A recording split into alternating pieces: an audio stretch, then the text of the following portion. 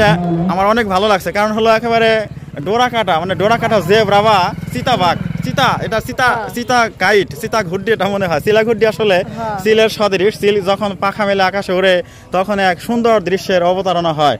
আর সেই মানুষ কারিগরেরা সেই চিল পাখি, মানে এমন মন মানসিকতা, এমন শিল্পীর মন, তাদের সেই মন দিয়ে, মনের মাধুরী দিয়ে কিন্তু এই ঘুড়িগুলো তৈরি করে থাকে এই ছোট ছোট ছেলেরা। বালক বলবো, আমি কিশোর বলবো না, সেই বালকেরা যে এত ভালো ঘুড়ি তৈরি করতে পারে। আমি ওরকম ছিলাম, আমি অনেক সুন্দর ঘুড়ি, ছোটবেলা অনেক ঘুড়ি তৈরি করতাম। যাই হোক, সময় নাই, আমার ছেলেরা খুব ডাকাডাকি করছে। তোমাকে অসংখ্য ধন্যবাদ এই ঘুড়িটা দেখানোর জন্য। ভালো থাকো। কত দিয়ে কিনেছো?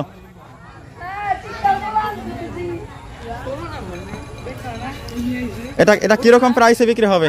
কিরকম প্রাইসে, কত টাকা বিক্রি হবে তাহলে? ও, উড়ানোর জন্য। আচ্ছা, ঘুড়ি উড়ানোর আগে শুনেছিলাম যে কম্পিটিশন হতো, কম্পিটিশন কি এখন হয় না? ধন্যবাদ সবাইকে।